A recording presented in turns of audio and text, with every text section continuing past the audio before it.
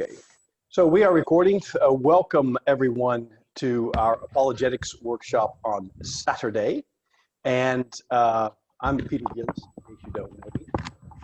And we have a couple of hours together, which is not enough time, but that's what everybody says on here. So when John's on here, we don't have enough time. We never have enough time.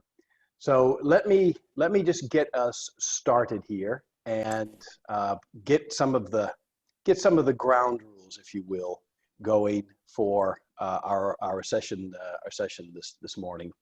Like I said, it will be recorded. The breakouts will not be recorded, so you can say all kinds of crazy stuff there. Here, you have to monitor yourself and make sure you don't ruin any political aspirations that you have. But we will share this with the people that couldn't be here. We have some of the ground rules here. That's the second bullet point. We have limited time, so please play along. If you're not talking in the big group here, please go on mute so that we don't hear any extraneous noises. And please feel free to ask questions. Of course, in the breakouts, please go off mute and really engage with each other. Starting points. We are going to do small O Orthodox, small C Catholic Christianity today, standard stuff. We're not going to get into a bunch of theological discussions necessarily, but I did want to bring in some biblical reasons for doing what we're doing this morning. And that is, we are encouraged to give an answer for our faith and for our hope, to know how to answer, to defend the gospel, to contend for the faith, to be merciful to doubters, to encourage others, to be able to teach, and be able to argue persuasively, and not to be taken captive by goofy philosophy. The word goofy there is mine. I'm not using some strange translation of the Bible to get those things. The goals this morning are modest. The goals this morning are modest. What I would like, and one of the problems that I have is, I don't know about you, we want to get people to become Christians. And so we get a non-Christian in front of us and we think, I have now a goal, yeah? So you're not a Christian and I would like to make you a Christian. And chances are that's not gonna happen. You're not gonna have the time, it's not gonna be the right timing, all kinds of things. So what I would like to change a little bit is change us from harvesters to gardeners, yeah? And so the idea here is, again, very modest. How do we get into a gardener mindset? How do we put a stone in people's shoes, huh? But do it in a very respectful way. And one of the best ways to get your head in the right place when talking to someone about Christ is have respect for them. And I'm going to show you just how to do that. And this will allow you to be in the driver's seat, as it were. I don't know about you, but I get into conversations with people and I want to show them what I've learned. And somebody says, the Bible isn't true. And I say, wait a minute, I just read a book on, or I just did this. Let me show you why it is true. And that doesn't really work. And why doesn't that work? And what might be a better way? That's the first thing we're going to do this morning. And the second thing we're going to do this morning is those killer shutdown statements that we get. So you say, Henry, don't you want to get closer to the truth? And Henry says, what's truth? Henry gives a sort of Pontius Pilate. There is no truth. And you think, well, yeah, I mean, it's true for you, but it is not true for me. Yeah, okay, but and so what do you do with that? What do you do with that? And so what we want to do is we want to look at the internal logic of these shut down questions, not so you can come back and be a smarty pants. That is not the idea. The idea is not to be a smarty pants. The idea is to keep your head in the right space, that you know when you hear nonsense or goofy philosophy. Okay. So that's what we're planning to do. If you think that all sounds much too scary for me, you should log off now, because that's what we're going to do in the next couple of hours. And I would like to start us off with a prayer before we get going. So let's just take a couple seconds here. Father in heaven, we thank you that we may still come together as Christians. And as we see across the world, we see in China, in India, in Northern Africa, in Finland even, our brothers and sisters being accused of hate speech, Christianity being under pressure in the United States as never before. Thank you so much that we can come together. Thank you so much that we can share knowledge about how we can share the good word. We can share the gospel, and we can do it from a position where we're standing firm and we're sure that we've got a hold of the truth and we're not swayed by the philosophies of this world. Father, let your Holy Spirit be with us and bless all our efforts today. In Christ's name, amen. Okay, so, and I see that Winston Gillis is here. Thank you very much, Winston. Winston is feeling a little bit under the weather, so good on him for jumping in here. Here is what we're going to do. Here's the schedule. So in about 2 minutes, we're going to go over to Breakout 1, but we've just done the opening, the ground rules, and the starting points. We're going to go into Breakout Number 1, which is 4 groups, 4 scenarios. I'm just going to give you a scenario. You say, Peter, you haven't learned us nothing yet. No. I'm just going to give you a scenario. I want to see how you react to a certain situation and how people in your group react. Then we'll come back, we'll listen to your reactions, and then I'll give you something that may be very close to what your reaction is, but it might be very different, and there may be something worthwhile. Then I'll talk about something called the Columbo Technique. And if you've ever watched the detective series Columbo, you're going to get to see a little bit of that again. And then we're going to go to Breakout 2. And how should you think about these certain killer shutdown statements? And what we'll do is we'll go through a number of them in the breakouts. We'll come back. We'll talk about how we could see them, what the internal logic is.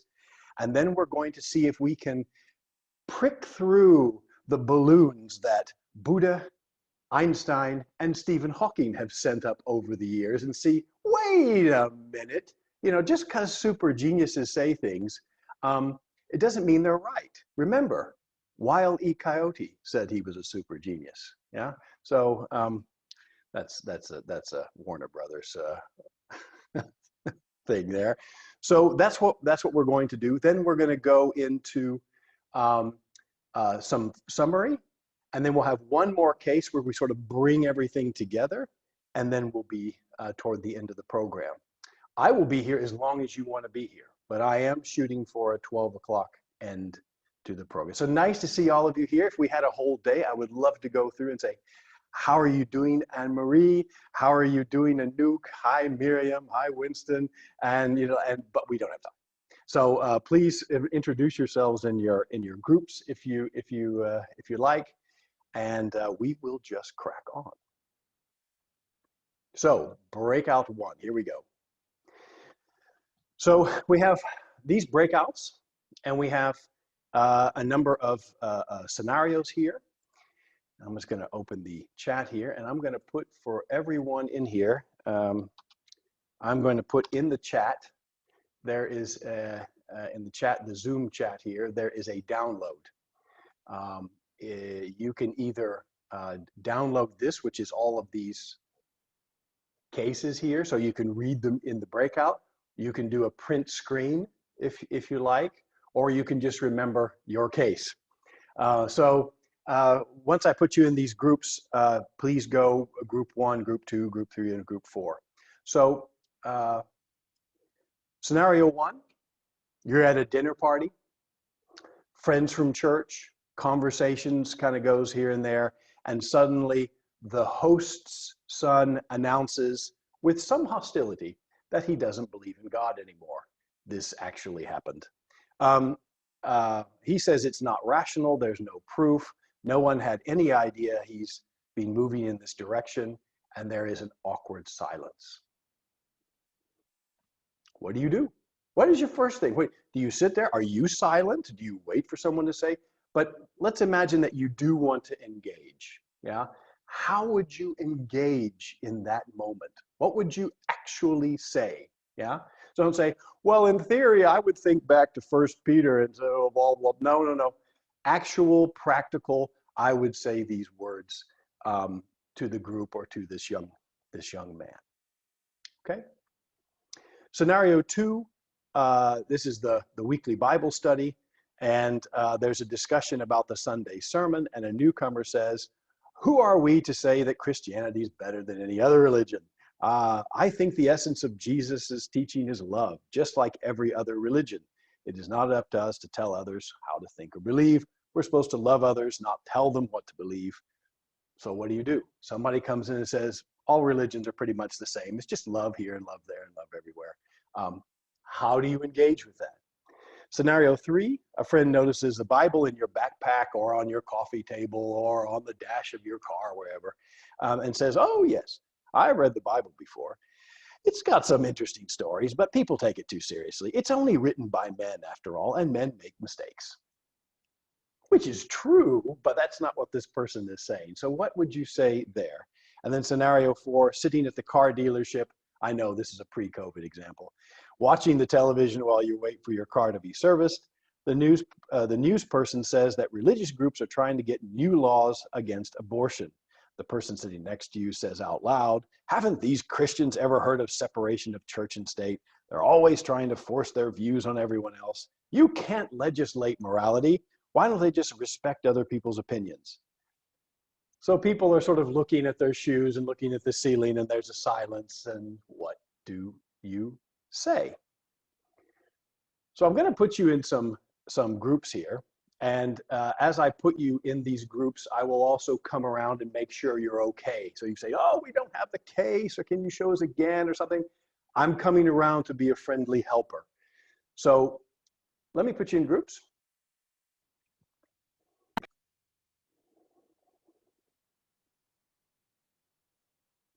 Well, welcome back as people are rolling in here. Just give people a minute to come back.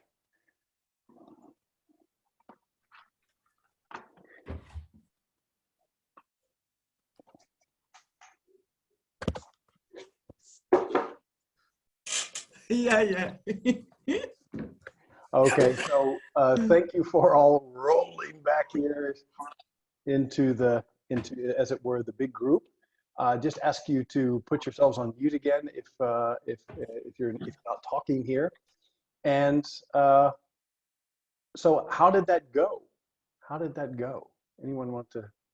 Anybody have a really robust conversation? Were there any disagreements? No disagreements, really? Okay. No disagreements, no. Okay, well, we did have one nice thing. Henry was able to fix Anne's technical problem on her computer, so wonders do not cease, and that's a real blessing. So let me get into what you actually did. So I would like a spokesperson from each group, and we'll start with group 1. And what I will do is I will actually record what you put on here. And use that against you. I mean, and that to reflect on. So what I'd like to do is we'll annotate this. And somebody from the dinner party, would you just give me in sort of bullet point form how you approached this and what you wanted, how you thought you would engage with this? Someone from group 1.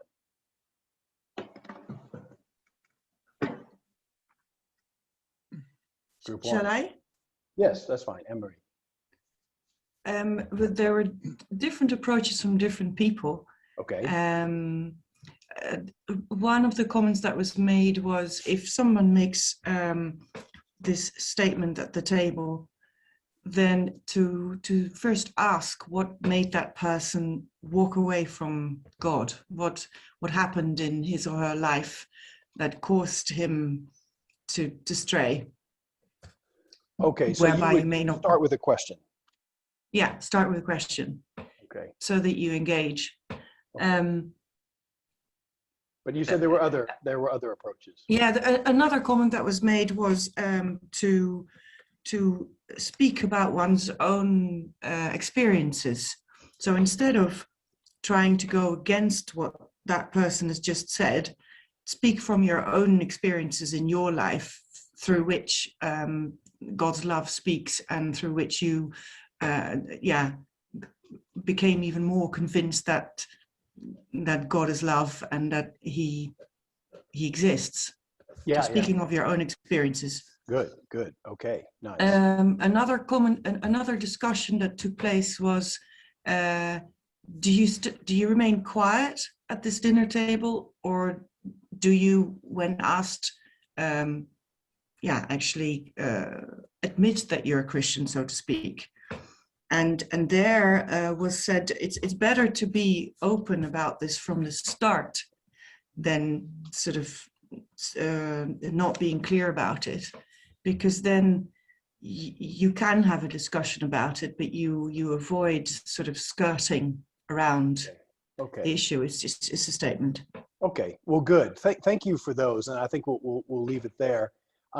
And this is, I mean, I think we can all sort of get into this. You know, we can all sort of empathize that this would be a very awkward situation. It's awkward for the host. It's awkward for you. How are we going to do this? And you can kind of feel a little bit wobbly about, you know, what do I do? Do I remain quiet, like said here? How do I engage? And that's what I'm going to get in this next slide. We'll take what you're saying here, because there's a lot of good stuff here, and dump it into this technique so that we do it in a more in a better way. Okay, thank you, team one. Team two, or room two, would someone there please tell me how you decided to deal with this? It's a weekly Bible study. Someone is new there and they say, God is love, all religions are love, it's just all love, and so we should just, you know, accept everybody and every religion. How would you engage there? Well, I'll say it. So we just talked a little bit about, and the first conclusion we came to is that probably we shouldn't throw a statement in there and just totally, you know, attack them in a way. Oh, you shouldn't attack them. No.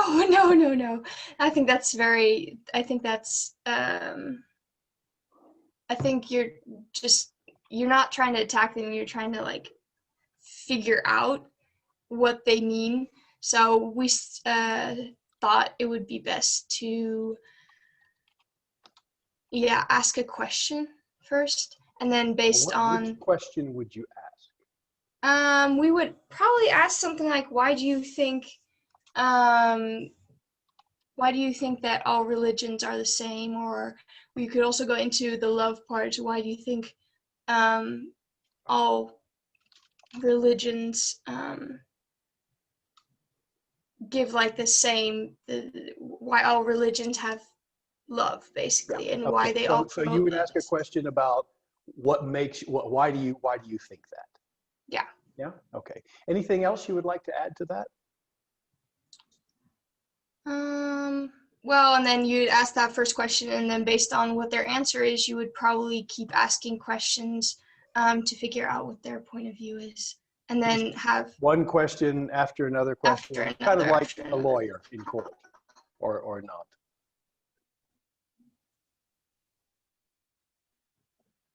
I said kind of like a lawyer in court, or not. No, I don't think we see. Yeah, kind of like that. Okay, so some people say a lawyer in court, and some people say, no, don't do that. Okay.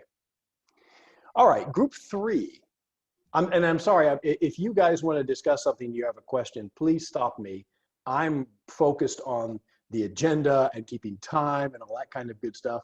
Don't let my focus on the process rob you of any good insights. Yeah, so please stop me if I'm going too fast. But scenario 3 now, group 3. Would somebody there tell us, a friend notices a Bible in your backpack or something, and they say something to you.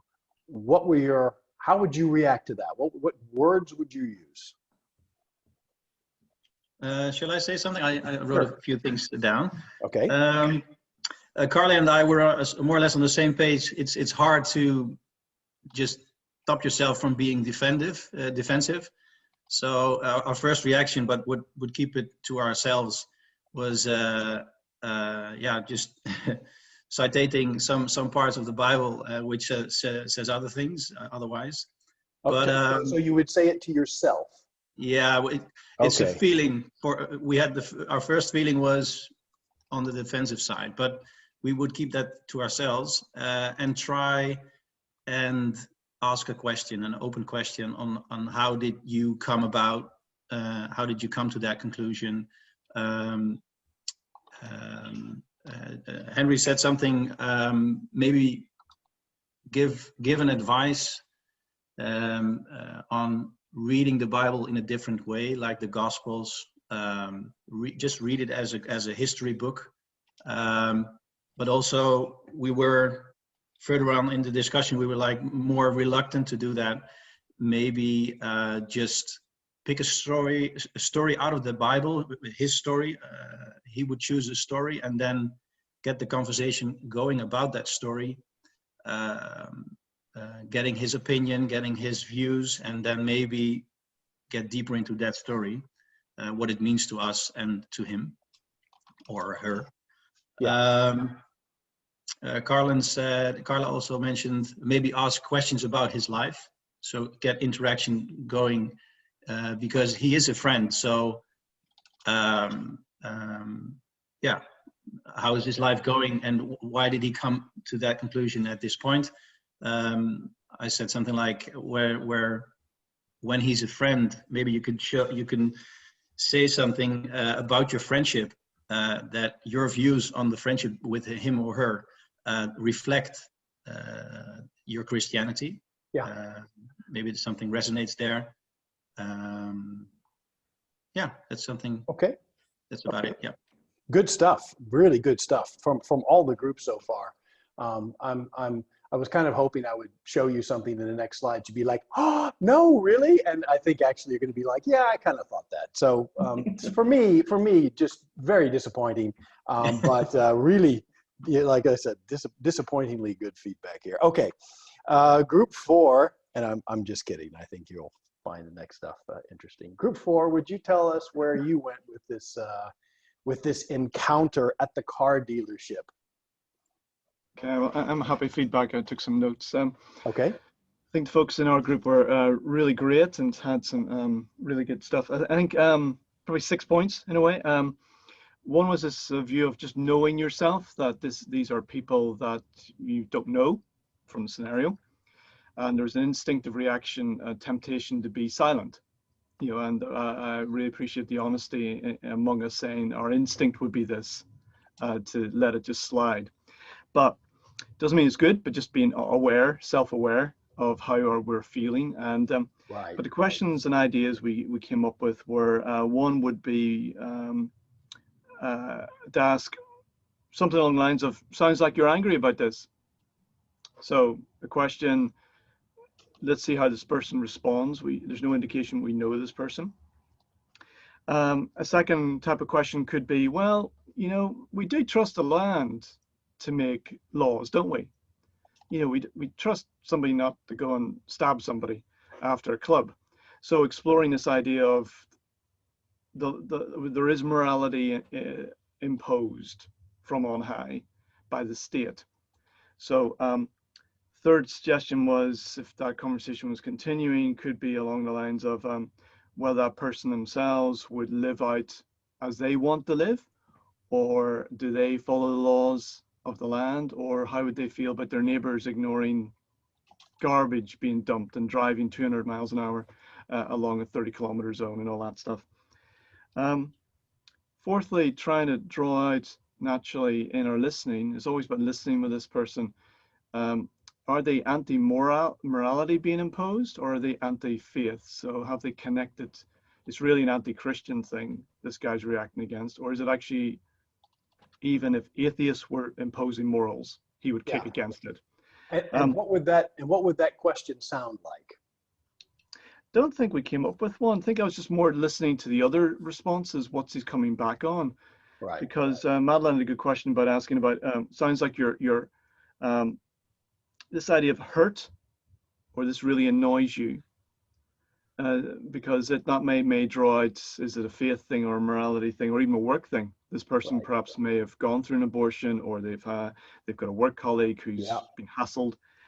But also, fifthly, we thought about this idea of reflective counseling, you know, Peter, that you reflect back the words. Because some guys, particularly like me, who talk as we think, we can just say out something, and then when somebody reflects back, so, you know, so you think the Christians are forcing their views on everyone? He might go, oh, no, well, no, it's that group of Christians, you know, or actually, well, no, it's not Christians. It's basically, you know. So in a way, we suddenly open up the door that the guy didn't really mean to say that, or if he may. So that's where we're beginning to feel out. Helping the other person clarify what they think. Yeah, we thought that was really important as well. Okay. Yeah. So, okay, well, this sounds like some good stuff. There's lots of questions here, and if you heard me in the beginning, I'm going to go with the Columbo technique. So, you know, there's just going to be. I just got one more question. There's something bugging me here, and so I am going to go toward questions. So, what I've done is I have done a print screen on everything we got here. So I've captured it, and I will make that also available to you for all these things. But for the moment, let's go on to, so I'm going to clear it.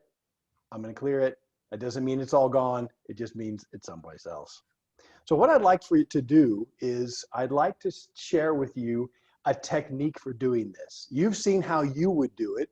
Now I'd like to show you a different technique, similar but different to many of what you said, and give some structure to how you would do this. And much of it is, well, putting your agenda on the side. I started off today saying, wow, somebody says the Bible isn't true. And I think, yes, it is. And here I come with, 75 points. Just be quiet. Just sit there and listen. And if you listen really well, you'll understand how you're wrong and the Bible really is true. I don't do that, but I would like to, that my first gut impulse is to, I think somebody said here, is to be defensive and to get out there and defend the faith. Well, I think you should, but you probably should do it with a technique, okay? And this is a technique from a book by Greg Koukl. It's at the bottom of this slide if you want to get it. And a really good book called Tactics, yeah? And so I don't think we should be shy about using tactics as Christians, because as we showed on the very first slide today, we are asked to use tactics, to be better in our explanations, to be able to give a defense, to be able to speak with people in a way that could persuade them, like Paul did. So this is the Columbo technique. And basically what it gives you your first question. It says your first question should be, what do you mean by that? What do you mean by that? Now, one of the things that we know from neuroscience is that if you can cough up an open question, and an open question is a question that doesn't begin with a verb. Yeah? It does not begin with a verb. Would you like to drink, would you like to drink a beer? No. Would you like to drink a wine? No. Would you like water? Would you like milk? Would you like juice? No. What would you like to drink? A Campari, please. We're in Italy after all. Okay. So what it does, what the open question does is it opens the question, the arena, and it also gives you more bandwidth in your head. You don't have to come with the 75 reasons the Bible's true. You don't have to remember all those things in your agenda. Set your agenda on the side for a moment. You'll never forget it. And start with respecting what the other person said. Start with the other person, not with yourself. Start with the other person's position and understanding it. What's what I call understanding the topography. Do you really, in these cases, do you really understand the topography of where they're coming from? Yeah? There's no God, there's no truth. And you think, yes, there is. What is that person saying? You don't really know. Your brain has an idea, and you're probably pretty close, but you don't really know. And like I think in every group, you were saying, ask questions. Well, the number one opening killer question is, what do you mean by that? And it isn't, what do you mean by that? Because I was talking to Anne-Marie the other day, and she said to Henry that this and that and the other thing, and Miriam said something, and Anouk jumped in and said that no, it's ask the question and then be quiet. Yeah? What do you mean by that? And they'll say something, and I'll give you on the next slide, I'll give you some examples. The second question is, how did you come to that conclusion? Show the other person the respect that comes with asking this question. You know, I'm assuming you are not stupid. How did you come to that conclusion? If I think you're stupid, I think, well, they came to that conclusion because they're idiots. No, how did you come to that conclusion? Many times people do not know how they came to that conclusion. They read an article, or their grandmother said something once, or they just had a brainwave, but they don't really know. So you're also helping them clarify. Two more. The third question is, what evidence do you have for that? What evidence do you have for that? And by the way, I'm going to show you that it's nice to memorize these. And if you can ask them in this order, it's great. But you're going to have to, there are going to be variations on this. Not every conversation is going to go as neatly as this, but I will show you some variation on this. And the last one, so what do you mean? How did you come to that conclusion? What evidence do you have for that? And the last one is, have you ever considered? Have you ever considered? And by the way, if you're writing these things down, I see David Westerbeek. Welcome, David. If you're writing these things down, I will have, you can have all of my slides, all of this stuff will be provided. Have you ever considered? So you can imagine good old Columbo saying, what do you mean by that? Well, I didn't kill her because, you know, I wasn't even here, and I couldn't have strangled her anyway. How did you come to that conclusion that she was strangled? Well, I heard or something that I just know. Well, what was your evidence for that she was strangled? Oh, I think maybe I heard it on the news. You couldn't have, because the news came out at 5 o'clock and it was at 4 o'clock, and so you're the killer. Okay. And so what I want to do is I want to go through, so you people who had these cases, I want you to pay attention to what I'm doing here. I've made up some scenarios just to give you an example of these things. So here's the Columbo technique for scenario 1, for you people in room 1. What do you mean by that? You could say, what do you mean by proof? As I think somebody said something like that, you know, what do you mean by proof? What do you mean by God? What do you mean by faith? What do you mean by proof? The second question, after this person starts to answer, maybe they answer in this way. There just isn't any proof. How did you come to that conclusion? Could be. And then the third question, they may say, well, it was 2,000 years ago. No one has any proof of anything 2,000 years ago. What evidence do you have for that? You could also ask, how did you come to that conclusion? Now, all of you right now are probably thinking, what, 2,000 years ago? We know all these things about the pyramids and mummies from 5,000 and 6,000 years ago. Are you kidding me? 2,000 years ago was like last weekend. It isn't. But we do know a lot. And of course, this person has got a different agenda. So using a rational, logical argument at this point is not necessarily going to be helpful. But asking these questions and making sure you understand the topography of where they are will be extremely helpful. Okay, let me just go through the other group. So room 2, this was your case.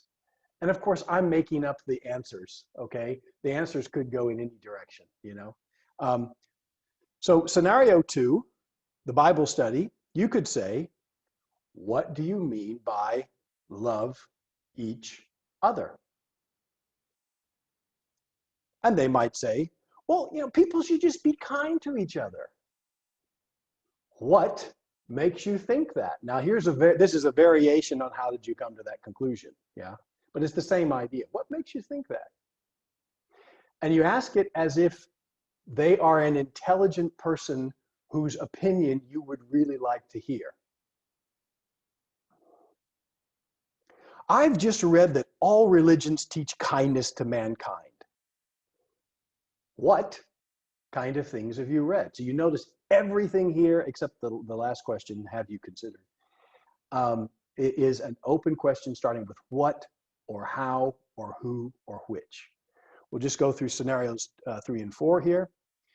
Bible backpack. You might say, what do you mean by too seriously? That people take these things too seriously. And the person might say, well, people let the Bible tell them what to do. Where have you seen that to be the case? Again, this is a variation. Yeah. And the last one, when you say, where have you seen this to be the case? Well, people protest abortion with crosses on their signs.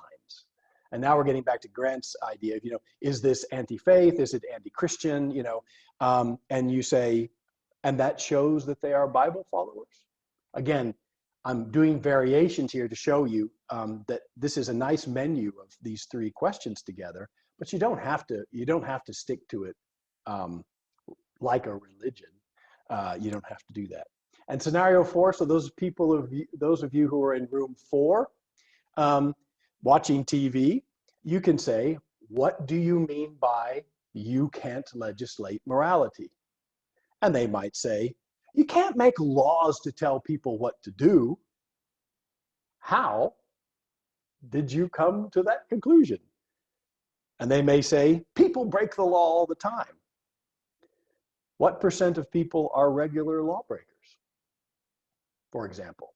So obviously, actually, morality is the only thing that you can legislate for. I think that was also in one of the groups.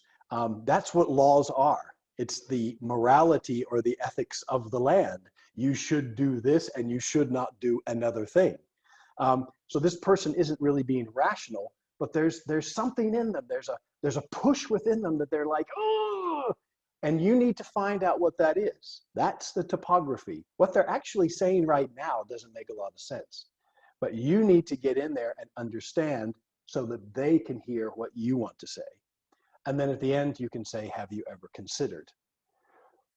One more, 2 more slides, and then we're going to go into the last part. We're going to go into the last set of breakouts.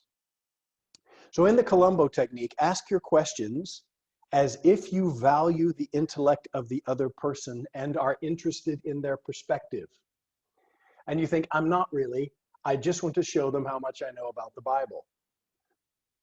Resist that. Yeah, see them as a valuable person. They are, you know, made in the image of God. They are worth you putting your personal agenda on the side and really engaging with them so that Christ and the Holy Spirit can do their work through you. Yeah. So I gave you some examples here. Please don't say, really? Whatever do you mean by that? Yeah. Don't come across as, you know, Bless your cotton socks. You're so dumb. Oh, what do you mean by that? Or, huh? What do you mean by that? No, relaxed. I value your intellect. So let's have a cup of coffee. What do you mean by that? Yeah. Relaxed. I'm really interested in why you say that.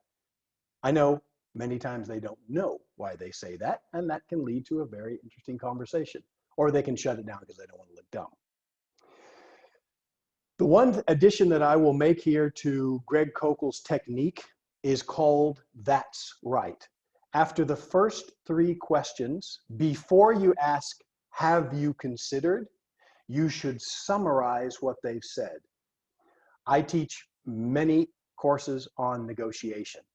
And the number one thing you need to hear in a negotiation from the other side is, that's right. In other words, I have given back, I have summarized your position so well, I understand you so well that you say, that's right. And that's what you want to get here as well.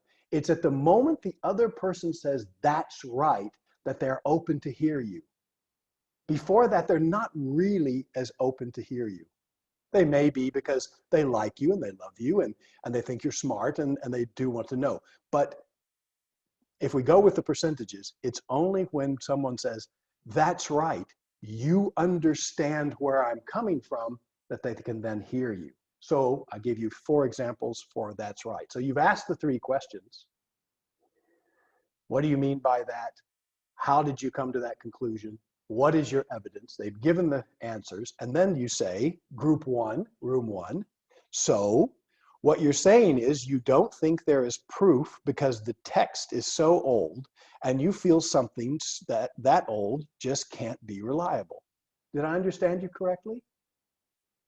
And they say, that's right. And then you say, have you ever considered? And now that 75 things you know about how great the Bible is, now they are a little bit open to hearing that. Room 2. So you think that people in general should be kind to one another, and you have read things that say all religions teach this. That's right. Okay. Have you ever considered? So room 3. So what you are saying is you think people are mindlessly led by the Bible, and you see this in those who protest abortion rights. Did I understand you correctly?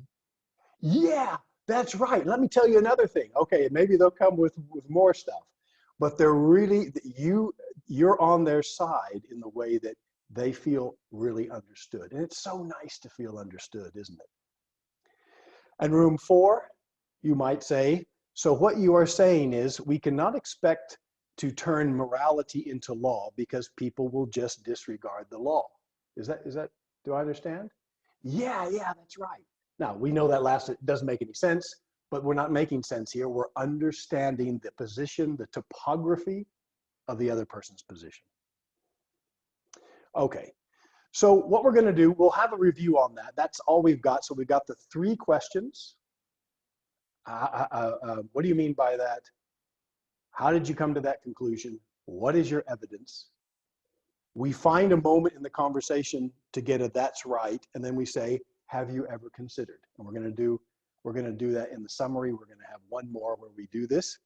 But I want to take all of this technique, these 4 questions and the summary, the Columbo technique, and I would like to now take the Columbo technique and put it on the side. So I'm going to take my cigar, and the cigar is going to leave and go over here. And we're going to put that to one side. We're going to use it again here in about 30 minutes. We're going to take that technique and put it on the side. And now we're going to switch gears. We're going to do something like John Cleese might have said at Monty Python, and now for something completely different. It's not completely different.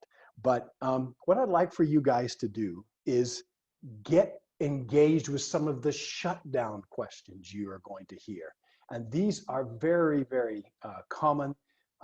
If you listen to Apologetics on YouTube, this is very, very common. So I want to give each of the groups again, I want to give you these shutdown questions. Now, if you're able to have gotten the download out of the chat, you have this. Otherwise, please take a screenshot here. Room 1 will do the questions in section 1. Room 2, set 2. Room 3, set 3, and so on. And so all I'm going to ask you to do is look and say, you Christians talk about truth, but there is no truth. And you go,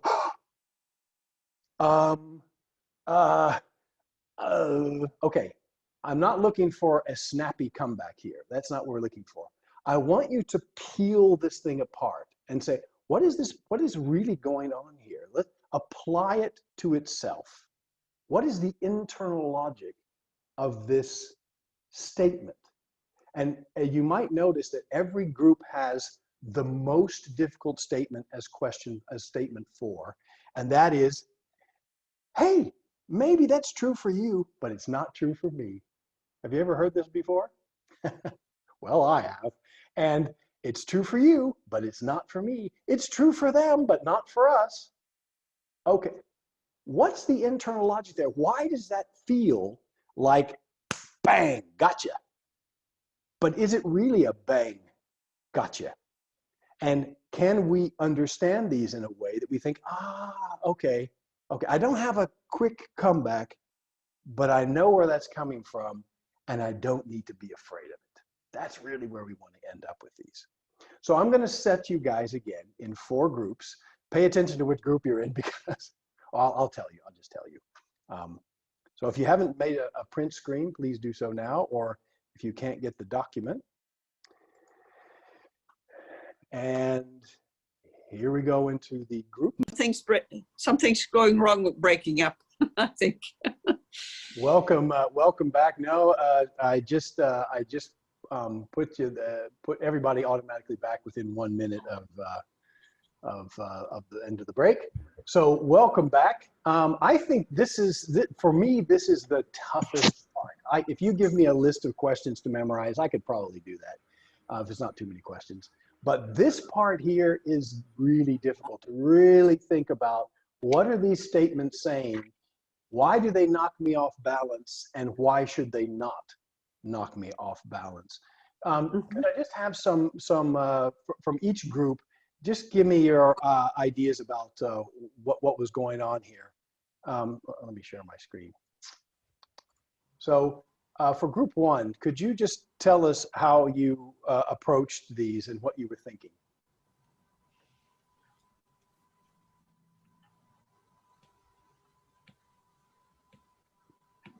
Don't be shy. Shall I say something? Sure. Well, we started off with sort of confusion that we didn't really understand what we had to do. Mm-hmm. And then you explained, Peter, what we had to do. And after that, David did a little bit of brainstorming. And then the time was up. Okay. Exactly. So what did you come out with? Could you just do one of the questions for us? For example, you Christians talk about truth, but there is no truth. How should we, if we hear that, what should we do with that? Should we say, well, okay, maybe so, but would you please listen to my truth? Or how should we think about it?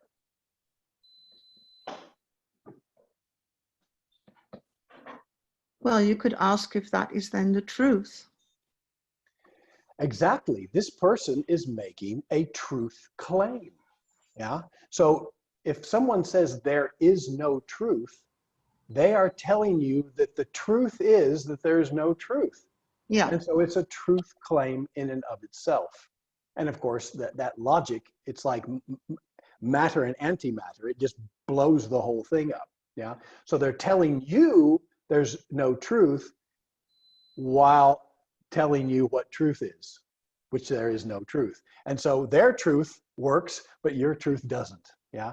And this is just nonsense. Yeah, this is nonsense, but it's nonsense that knocks us off balance. And that's what I wish for you, that when you see these in the future, like, whoa, wait a minute, just a second. And we're going to see how some very smart people have said similar things. But once you take this approach to looking at what people say, you can figure out the internal logic and say, wait a minute, wait just a second.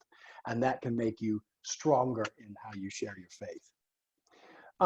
For group 2, would you share the answer to your first one? Love, kindness. You do know that all generalizations are false. Group 2, what did you come up with that? How should you look at that? How should you think about that?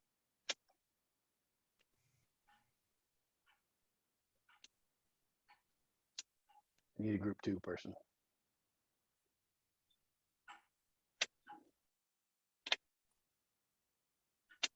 Who was doing that? Who was in group 2?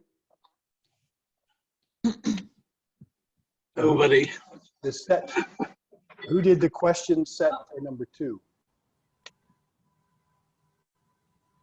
Those questions.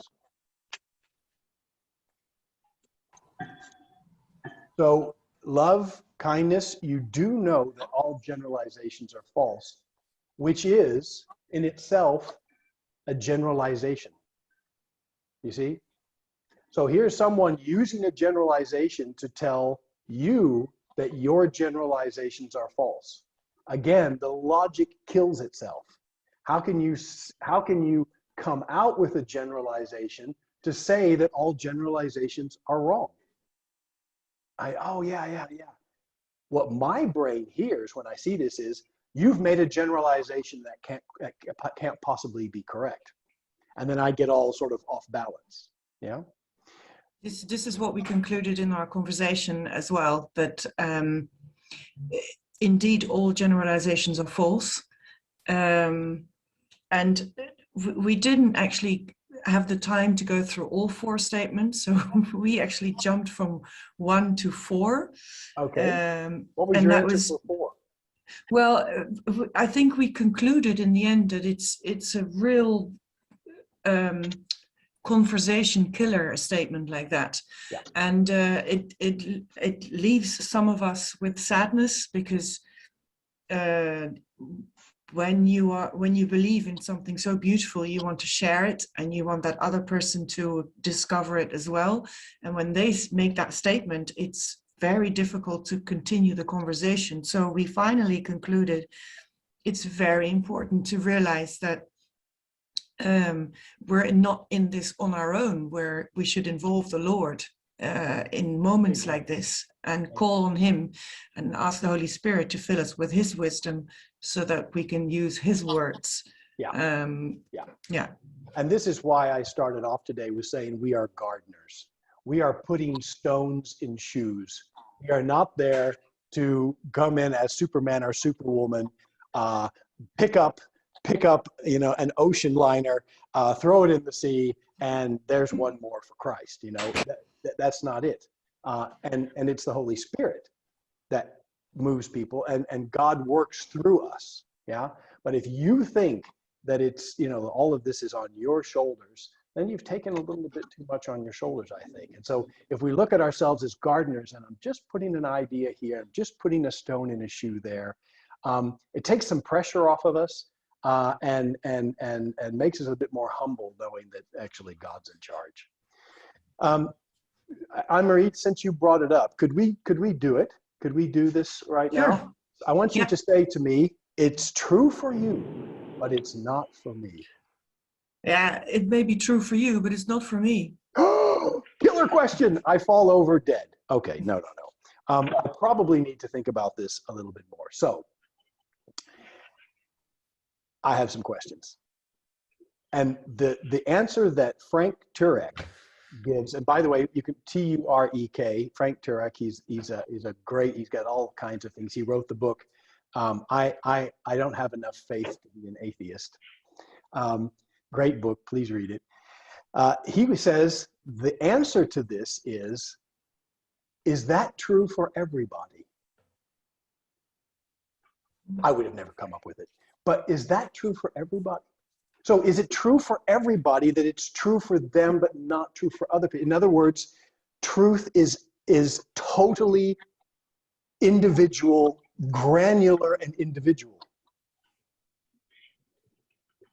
And just a little, can we have here just on this thing, can we have a little smarty pants moment? A little smarty pants moment might be, do people who don't believe in gravity float away?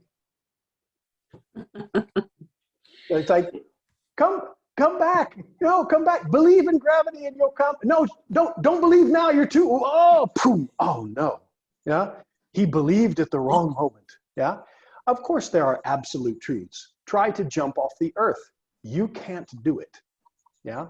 And so that's a smarty pants thing. And that may be something you could use with somebody who's a friend of yours and appreciates that humor.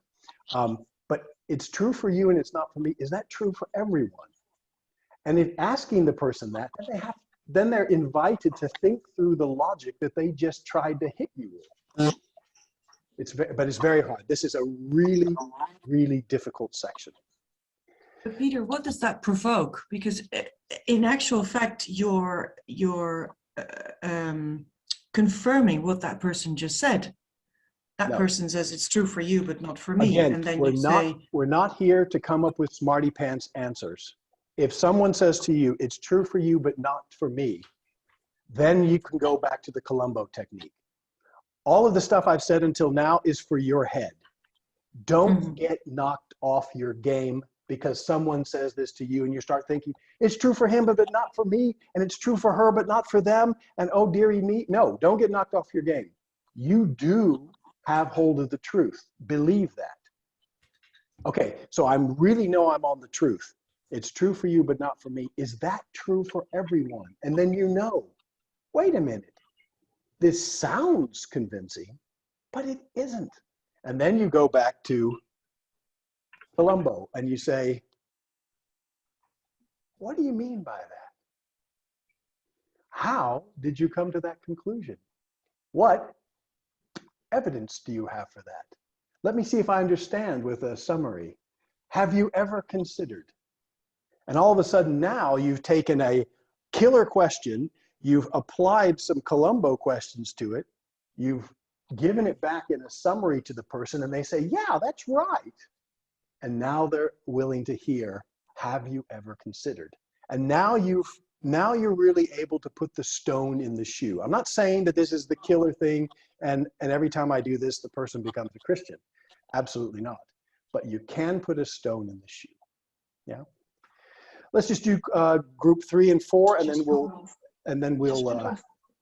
set this. Then we'll do a last one, and then we'll be done. Can I just ask you to go on mute if you're not on mute right now? There's a lot of feedback on the line. Question set 3. You can't know the real world. Reality is unknowable. Who did that one? We did. Anouk, Grant, and me. Anneke, tell me, what was your answer? Yes. What's the Well,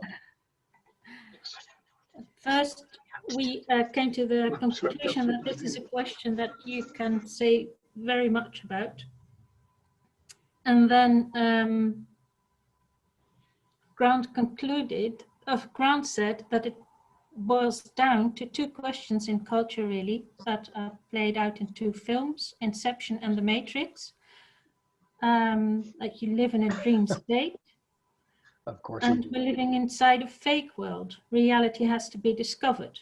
But that is when you really go into that conversation. But if you look at the statement itself, the question itself is a reality statement. You Absolutely. can't know the real world. Yeah.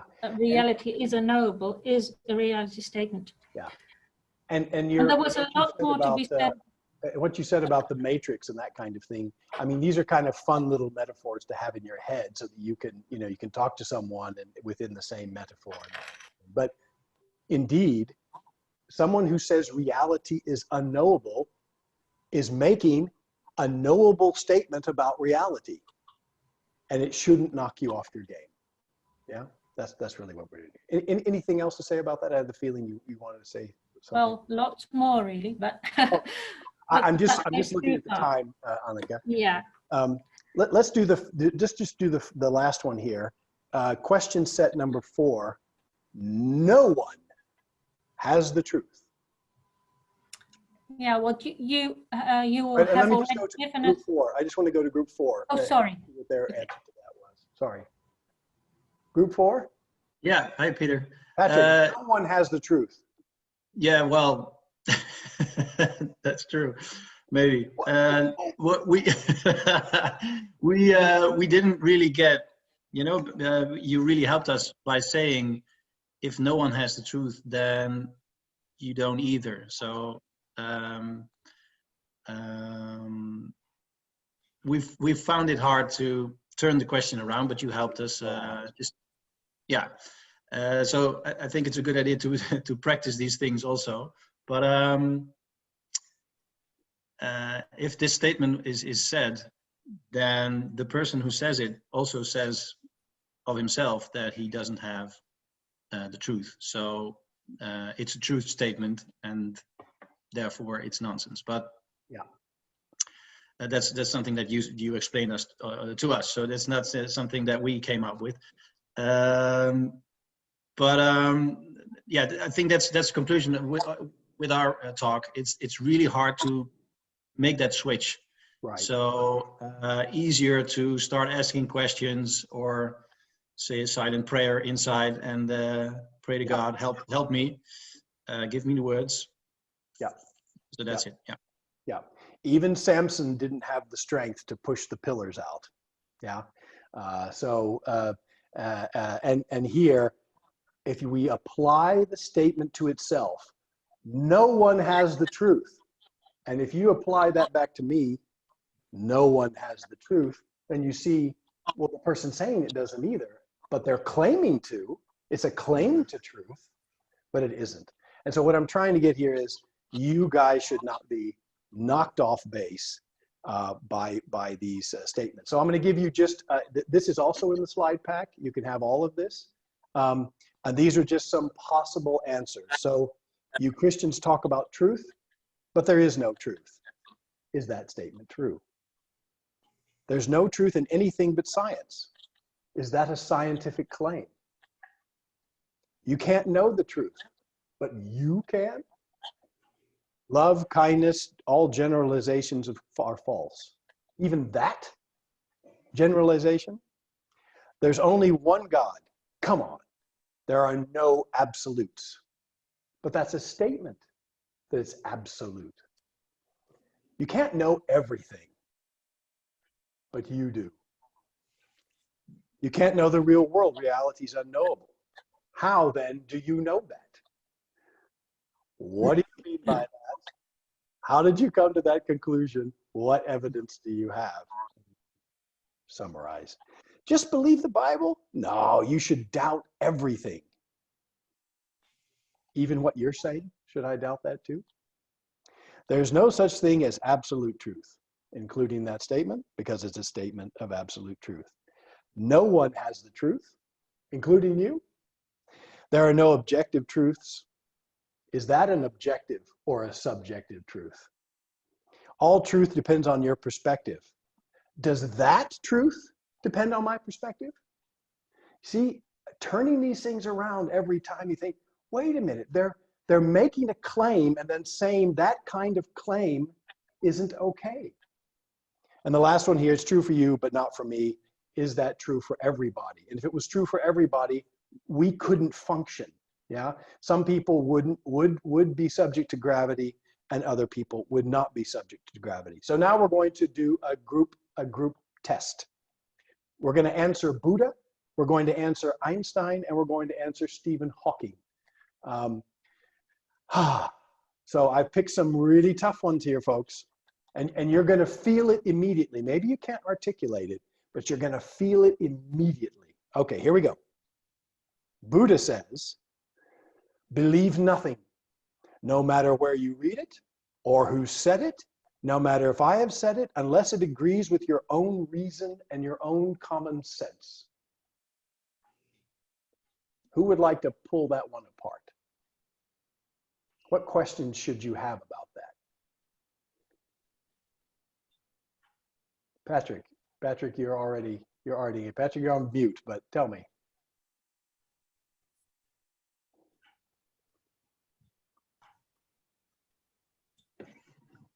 I'm trying to. I'm just reading. I'm reading. I'm sorry. Oh, okay. Yeah. Believe nothing, no matter where you read it or who said it, unless it agrees with your own reason and your own common sense. There's a couple things here. Why then you're telling me not to believe things that other people say, yet you are telling me that. Yeah. You turn it around. Buddha is saying, don't listen to anyone. Don't listen to anyone. What? Yeah? So that doesn't work. Who here understands quantum physics? Yeah, I didn't think so. Even quantum physicists don't understand quantum physics. It's not common sense. But why do we believe it? Because there is scientific evidence. Just like the Bible, we have scientific, archaeological evidence for things in the Bible. Buddha here is saying to disregard all things that are not purely common sense. And he's saying, don't listen to me while asking you to listen to him. So this is how you can pull these apart and see how it actually doesn't work very well. Let's do another one. Albert Einstein says, truth is what stands the test of experience.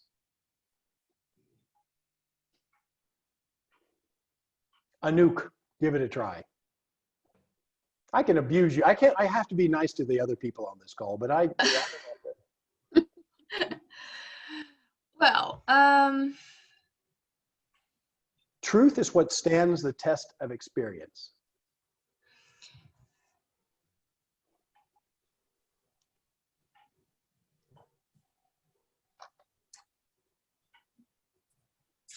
well, I would be very, I tend to ask, like, is that true? Like, Is that an experiential Yeah. statement?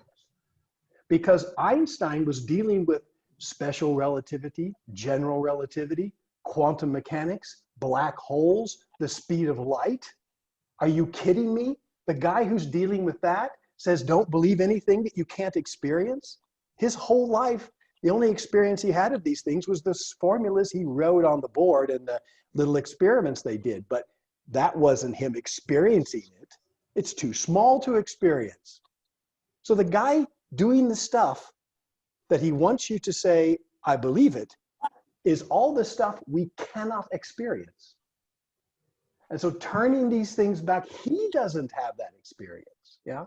So turn it around and turn the statement back on itself. Of course, you do have to know who Albert Einstein was. Let's do one more. Stephen Hawking. He says, I regard the brain as a computer which will stop working when its components fail. There is no heaven or afterlife for broken down computers. That is a fairy story for people who are afraid of the dark. And I won't torture anyone here. I will give you what the mathematician John Lennox said about this, which is a smarty pants answer. Okay, it's a smarty pants answer. I'm not saying you should do it.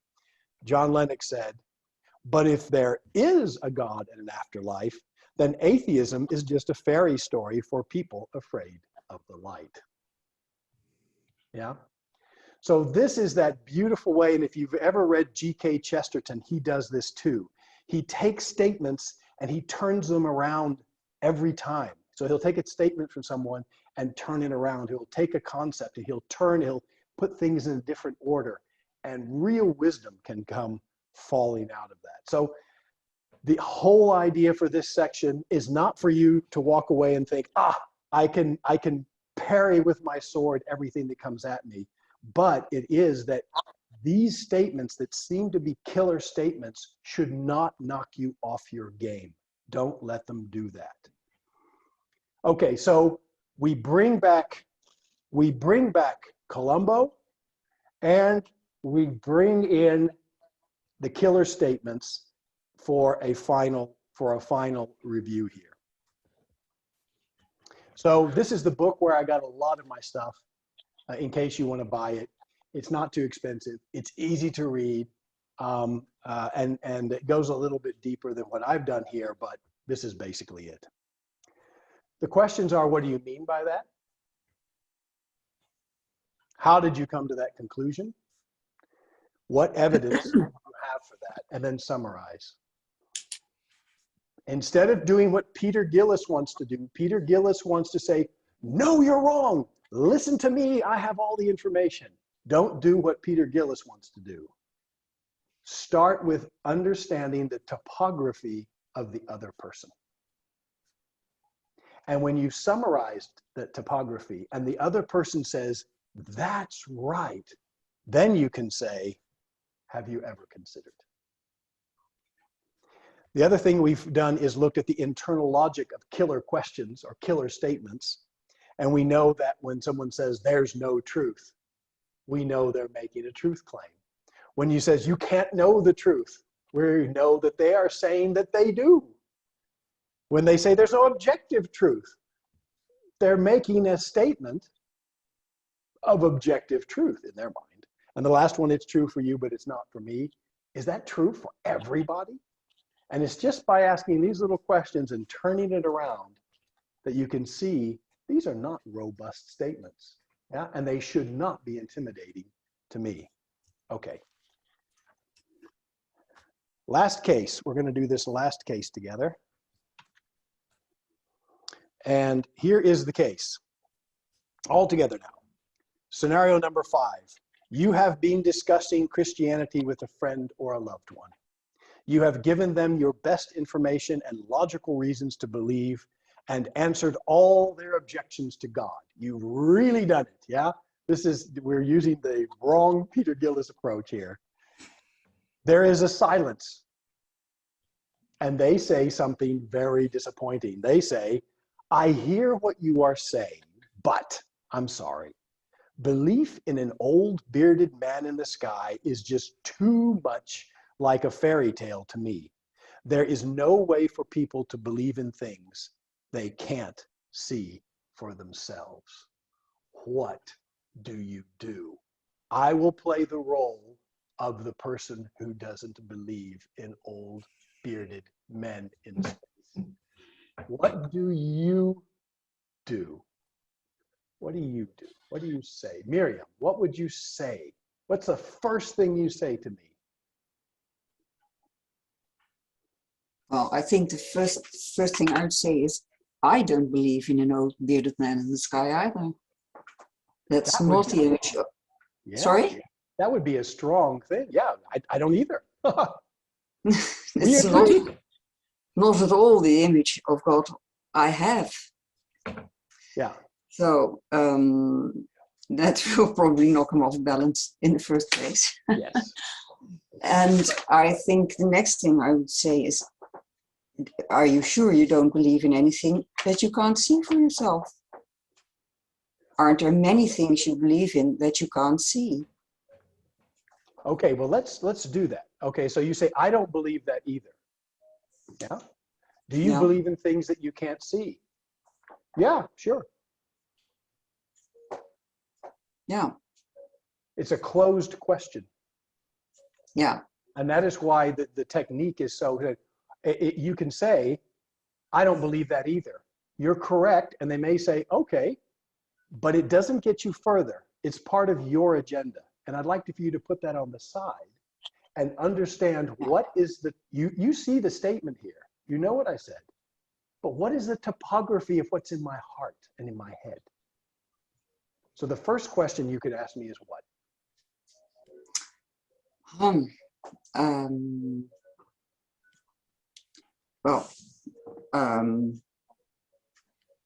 What do you mean by that? What do you mean by that? Yeah.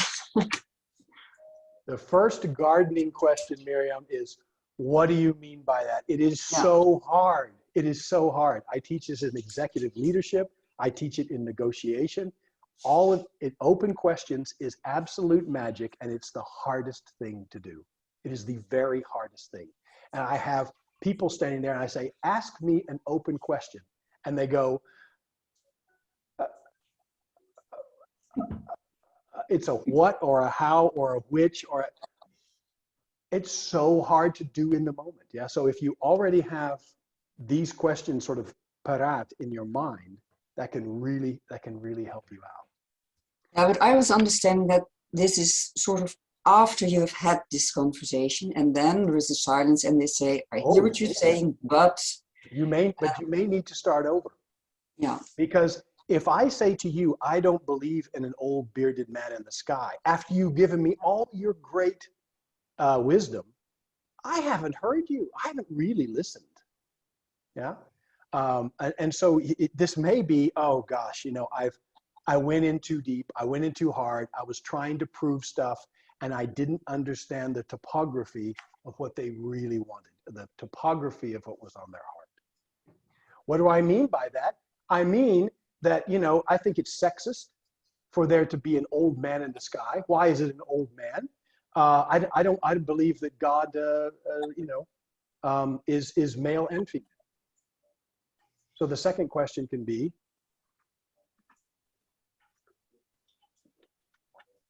how did you come to that? Come to that conclusion. Yeah. How did I come to that conclusion? You can see it everywhere. Half the people are men, half the people are women. I can't believe God would choose one of those above another. That would be so sexist, like Jesus. I read a book and they said I saw a guy on YouTube said Jesus was sexist and he was also racist. And the lady who he called a dog, she said, yeah, but the puppies get to eat the crumbs. And then she spoke truth to power. And Jesus changed his mind about the Gentiles. That's what happened there. And you're like, what is your evidence for that? And then after this person puts it together, you can make a summary. So what you're saying is, because there is a split male-female, and that God wants to engage with both male and female, that God probably doesn't have the properties of an old man. That's right. It doesn't get you that far, okay? But it at least opens the door. It allows you to garden and put a pebble in the shoe, put a stone in the shoe. Jesus was also referred to as a stone, although a bigger stone, a Petra stone, not a Petros. We're putting little Petros stones. We're putting little Apostle Peter stones into people's shoes. And then you can say, have you ever considered that? Yeah. And then you can come up with using your knowledge of the Bible, because at that moment, this person is more ready to hear what you would say than they would be otherwise. Okay, so we also have the killer, maybe they could come up with a killer statement, and we know what to do with that as well. And we may have to go through, Miriam, what do you mean by that? How'd you come to that conclusion? What is your evidence? We may have to go through a couple of iterations of that before we can actually get them to a point where they want to hear us. My very last slide today, and it looks like we're going to end on time and maybe have time for some other questions, is when do I stop? I've been praying for somebody for 25 years. Every day, I don't see a change. I've been praying for my mother. I've been praying for my father, my son, my daughter, my spouse, my uncle, my best friend. Me and my best friend were just like this, and he's an atheist, and I wish more for him. I wish he would find the happiness I have in Christ. When do you stop? Is there a way to know when you stop? Does anyone here have any wisdom on this? When do you stop? When is it just like, look, I might continue to pray for them, but I can't invest anymore in this person? When do you stop?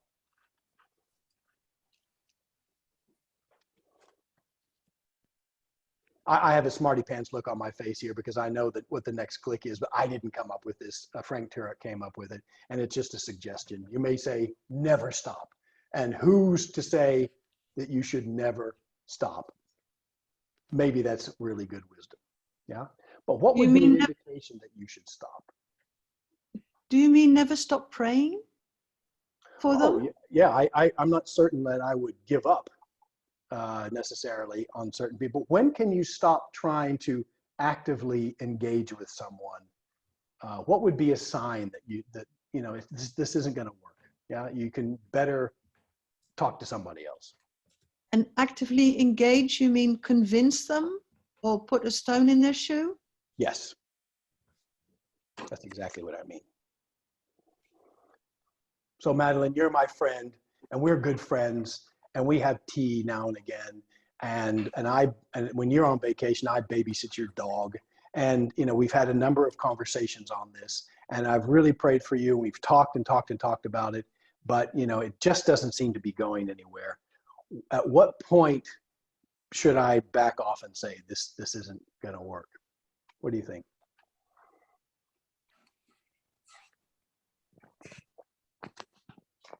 I think never, but that's just taking back the thing that Grant said in his sermon last Sunday about you can never know what happens along the way. You know, he was visiting this shop and another guy heard, he didn't know he was there.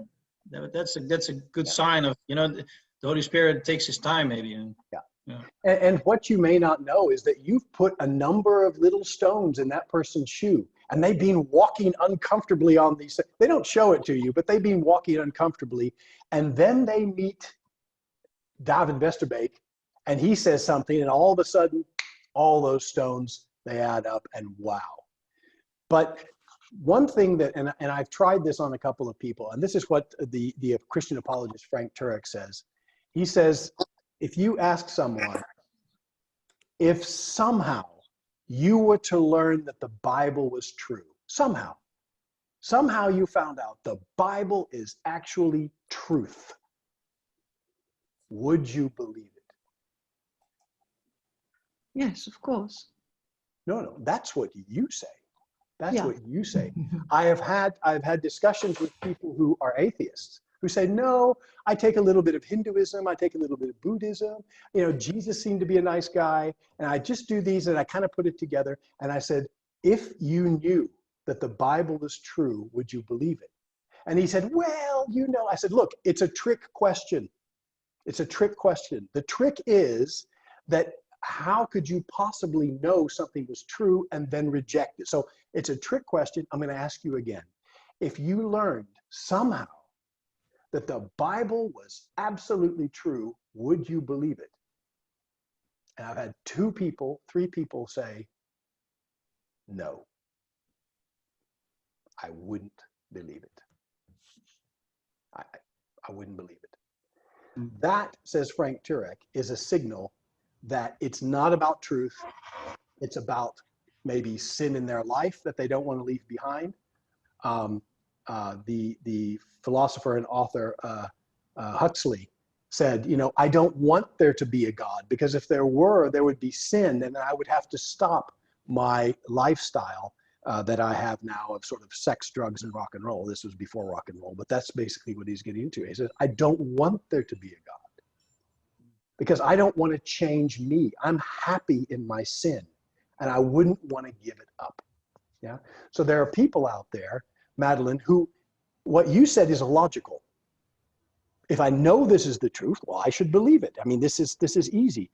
But when you're engaging with an atheist who is not going to believe no matter what, that's a question you can ask to say, wait, am I wasting my time here? You know, keep them in your prayers.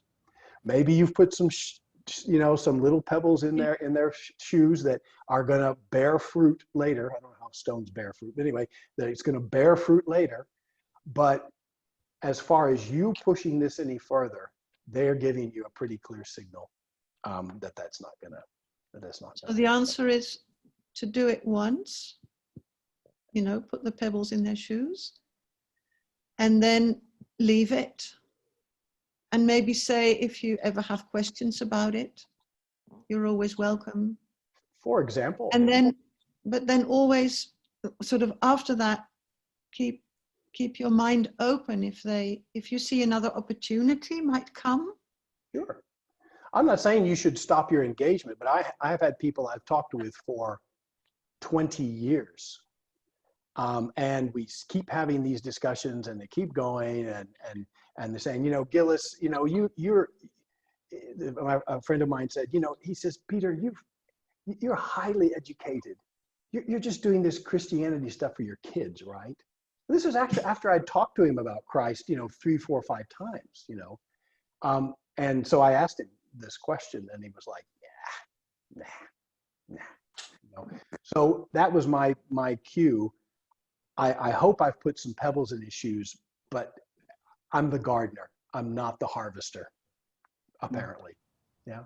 Peter, So can I just add to that? It was just following on what you're saying. Yeah, this idea that if we followed the process that that you've shared, in some ways we probably have had a very good, potentially very good conversation with the person. And so in a strange way, I guess in terms of human dynamics, I was thinking, they know if they raise a similar statement with us in the future, and because we engaged rather than was silent, then they probably are in a way opening this door to another conversation with us about that statement. So in a way, in an indirect way, either they've forgotten all that, or else they're almost inviting the conversation again. Rather than like, if we've never said anything, they say they can say anything, but then they say, oh yeah, and there's no truth. Then we have this amazing conversation for 10 minutes. And they go, okay. And then 2 weeks later, they throw another comment at us. Yeah. They already know we're going to probably engage. So in a way, it can be, I suppose, a sign of they are reaching out to us in a way. I love an evangelist in the UK talked about evangelism sharing sometimes like, it's like being on the street and somebody takes a step towards you, and it shows they're interested. And then if you take a step away, they have to step forward to you again to as showing their interest. And I guess in a way, if we've had a good conversation, then if they raise the issue again, that's almost a bit of a door saying, okay, let's talk more about this. So that could be a sign of, okay, let's go for it again, because they know what's coming. In a nice way, and they want to explore, and they know you're going to be serious and you're going to respect them. So I wonder then, Peter, thinking about the logic of your great teaching this morning, if we've shown gentleness and respect, that may actually in a way create some more openness later, because they know we will take them seriously, and they can raise these questions with us rather than all the things you've said don't do. Well, and the person who you say, if somehow you were to learn the Bible is true, would you believe it? And they say, nah. But you've talked to them about Christ before. You might, and so you say, well, this isn't going to work. It may be when their mother passes away, or their brother passes away, or they have troubles, marital troubles or something. You may be exactly the person that they come back to. Yeah. So let's not give up on anybody. But one question that is very often asked is, when am I wasting my time? I don't think you're ever wasting your time putting a stone in someone's shoe, but we all know those people who we've really tried with, and we've had a number of conversations, and we just don't seem to get there. And this is one question that you could ask to give you an idea, to help guide you into what you do next. It's not a killer question. It's not the whole thing, but I have asked it to some people who I've tried with over the years, and to my surprise, they basically said no. Even if I knew it was true, I just wouldn't. No, don't need that. And I was flabbergasted. I couldn't believe it. But that apparently that's where they were. And so I keep praying for them, but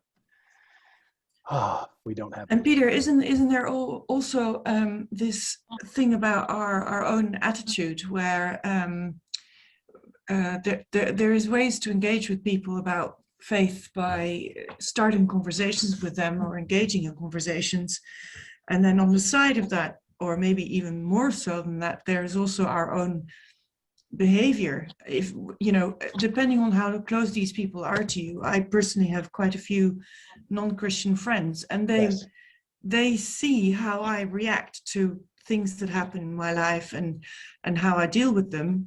And there are, we've had numerous conversations, just like you just mentioned, about events in our respective lives over the dinner table. Then something happens to me, and I tell them, well, and they say, yeah, you're so peaceful about this or that, or wow, it's really impressive how, and that is the moment where it's like on a silver plate, it's handed to you the opportunity to just say, yeah, but it doesn't come from me. It's that peace comes from God. And still they may then that moment go like, oh yeah, okay. But without further forcing it onto them, you radiate God's peace. And also that is in a way a pebble. Absolutely. Really good example. I mean, it's another pebble technique that we didn't cover today, but absolutely. Yeah. Thanks for sharing it. Okay. Well, it's gone 12 o'clock. And anybody else have something to share or a comment that they would like to make before we have a prayer and we go off and enjoy the rest of our Saturday? Thank you, Peter, for your presentation. I think it helps me a lot with my colleagues. I have a lot of young colleagues between 20, 30 years old, and they are not struggling, but they repeatedly asking questions about the big life, about how do we live, philosophical questions. And this really helps open up in a good way a discussion and asking questions. So thank you very much. Yeah, great, thank you. And one of the biggest things that we'll get, and I got, yes, Grant, I'll do that. One of the things that we see very often is people do not care, or they don't want to say they care. So I've had conversations about morality, for example, and intelligent people who actually teach ethics will say, I don't care. I have my morality. I don't care where it comes from. And then, that does shut down the conversation. I just don't care. If maybe there's a God, I don't care. My life is fine. Please don't talk to me about this. Don't bother me.